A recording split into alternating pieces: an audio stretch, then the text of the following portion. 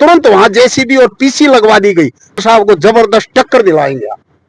पिछले 20 साल से एक ईंट नहीं लगी हमारे गांव में। मैं तो इन नशे के इतना खिलाफ हूं, मैंने जिंदगी में मैं बीड़ी तक नहीं पीता। मेरा नाम है ऋषिपाल।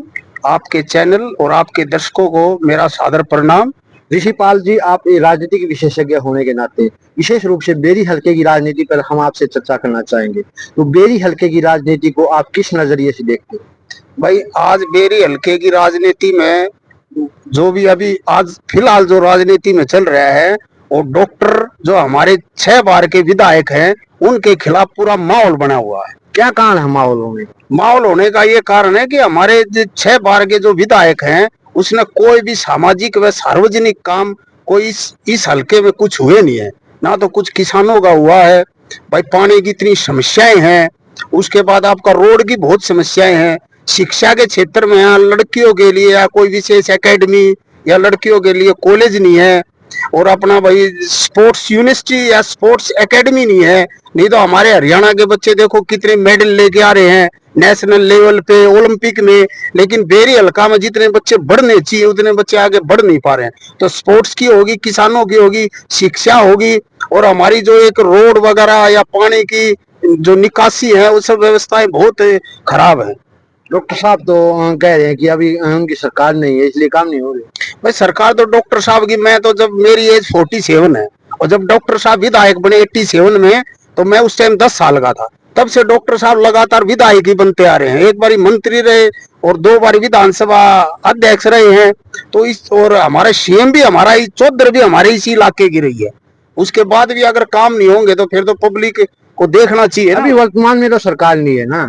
नहीं, वर्तमान में जो सरकार नहीं है, तो वर्तमान में जो हमारा यहाँ का बीजेपी का देख रहे थे भाई विक्रम काद्यान है तो आदरणीय मेरे बड़े, लेकिन वो भी तो 10 साल यही थे ना जो अभी डॉक्टर साहब के पास हैं। उन्होंने क्या किया? यहाँ कुछ नहीं किया।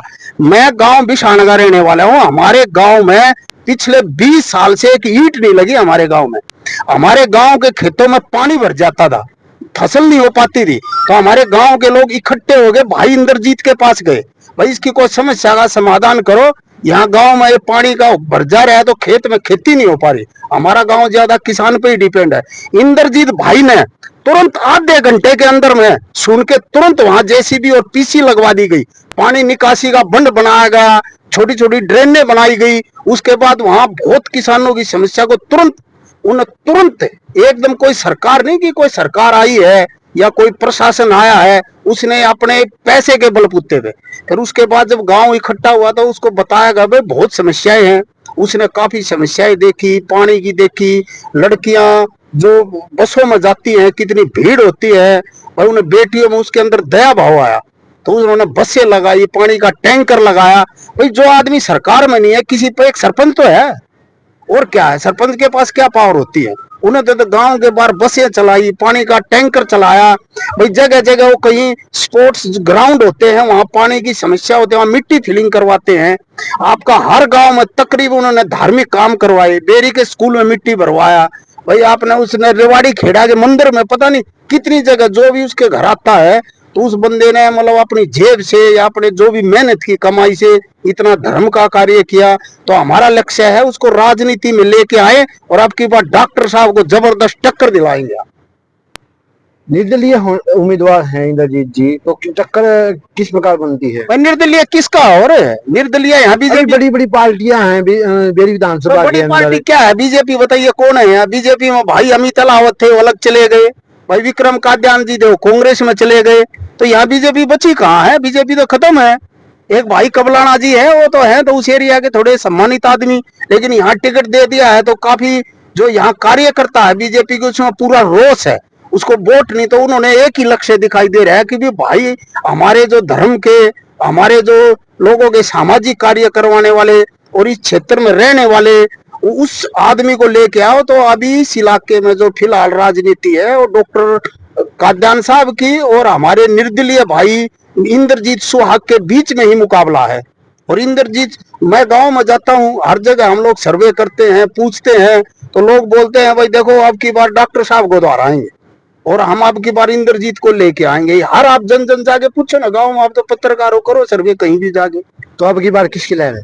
अब की बार तो देखो यहाँ तो निर्दलीय है, एकदम 100% निर्दलीय है भाई। इंद्रजीत सुहाग यहाँ बिल्कुल एकदम लहर है। और अब की बार ये पब्लिक डॉक्टर साहब को जरूर बदली करेगी। इस लहर को दीपेंद्र हुड्डा आके बदल देते हैं तो? भाई देखो दीपेंद्र भाई का अपना है, तो भाई दीपेंद्र जी के नाम से जो लोग चेंज हो रहे थे बार बार, पिछली बार भी उसी के नाम से हुआ, पिछली बार भी उसी के नाम से हुआ, तो अभी लोग शिक्षित हो चुके हैं, ज्यादा बहुत ज्यादा शिक्षित हो गए, तो बार बार कैसे उस पर विश्वास करेंगे भाई। यहाँ दीपेंद्र तो पिछली बार 10 साल भी तो दीपेंद्र ही थे, दीपेंद्र था भाई। अपने हुड्डा साहब सीएम थे, वो भी तो थे यहाँ। अब की बार नहीं बदलेंगे? अब की बार लोग तो नहीं बदलेंगे, लोग तो अब की बार बिल्कुल मूड बना चुके हैं, समझ चुके हैं पूरा।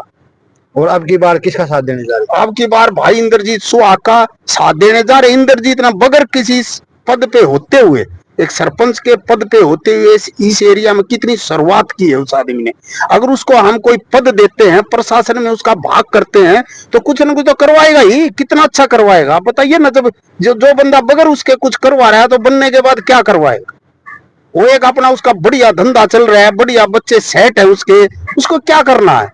वो एक यहाँ की सेवा के लिए उतरा है, जो एक यहाँ गरीब परिवार से अपना काम धंधा मेहनत करके बाहर में, उसके बाद आया है अच्छी सोच से, भाई मेरी बेटियों के लिए कॉलेज होना चाहिए, बच्चों के, उसका लक्ष्य तो मेन है ना युवा के ऊपर है। युवा जिसमें बेटियां भी हैं और युवा जो हमारे भाई लड़के वो भी, उनके लिए भी है उसका कुछ।